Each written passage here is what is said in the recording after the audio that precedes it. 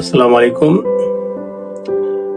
যারা asylum seeker আছেন বা অ্যাসাইলাম যাদের আউটস্ট্যান্ডিং আছে, তাদের সন্তান যদি ইউকে তে 7 বছর থাকে, আন্ডার 18, সেই ক্ষেত্রে তারা প্রাইভেট লাইফ রুটে অ্যাপ্লিকেশন করে লিভ টু রিমেইন পেতে পারেন।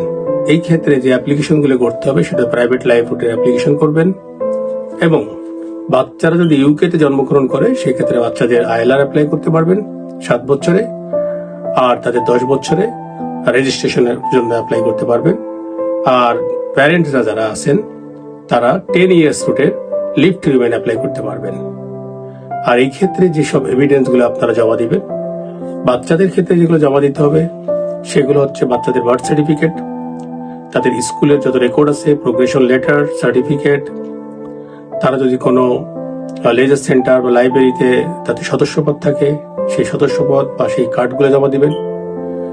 পাশাপাশি তাদের মেডিকেল রেকর্ড, যে জিপির সাথে রেজিস্ট্রেশন আছে ওই জিপির রেকর্ড, পাশাপাশি তাদের যদি কোনো হসপিটালের রেকর্ড থাকে, অর্থাৎ 5 ইয়ার্সে তারা 7 ইয়ার্সে তারা এই দেশে আসে, সেই প্রুফগুলো মেডিকেল রেকর্ড থেকে আপনারা নেবেন। ইন অ্যাডিশন যেটা দিতে পারবেন সেটা হচ্ছে তাদের যদি কোনো স্কুলের ফ্রেন্ডস থাকে, ক্লাসমেট থাকে, তাদের ফ্রেন্ডসদের প্যারেন্টসদের থেকে আপনারা 2টা চিঠি জমা দিতে পারেন।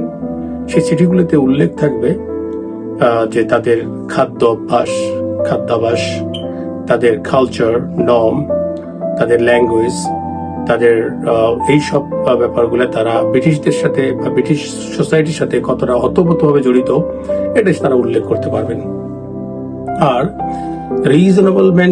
রিজনেবলমেন্ট টেস্ট, যেটা আপনার যে তাকে দেশে পাঠাইলে এটা আনরিজনেবল হবে দেশে পাঠানোটা, সেটা প্রুভ করতে হলে আপনি যারা জমা দেবেন বাংলাদেশের যে কোনো স্কুল থেকে বা পাকিস্তান যে দেশেই জন্মগ্রহণ করুক না কেন, সেই দেশের কোনো শিক্ষা প্রতিষ্ঠান থেকে একটা চিঠি আনতে পারেন, যে চিঠিতে উল্লেখ করা থাকবে যে ওদেশের শিক্ষা ব্যবস্থা, ওখানে ইংলিশ মিডিয়াম শিক্ষার এক্সপেন্সিভ কেমন, খরচ কেমন, এবং একটা বাবা মা যেই বয়সে গেলে সেখানে সরকারি চাকরি বা চাকরির বয়স পার হয়ে গেলে তারা কোন ধরনের চাকরি পেতে পারেন, এবং যেই চাকরি পাবে এটাকে এই স্যালারি দিয়ে কি তার সন্তানের শিক্ষার ভরণ পোষণ করতে পারবেন কিনা, এই ব্যাপারে তিনি অরিজিনাল যে দেশের যে সিস্টেম থেকে উনি তথ্য নিয়ে একটা চিঠি লিখবেন।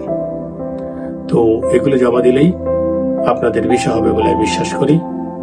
ধন্যবাদ আপনাদেরকে। আসসালামু আলাইকুম।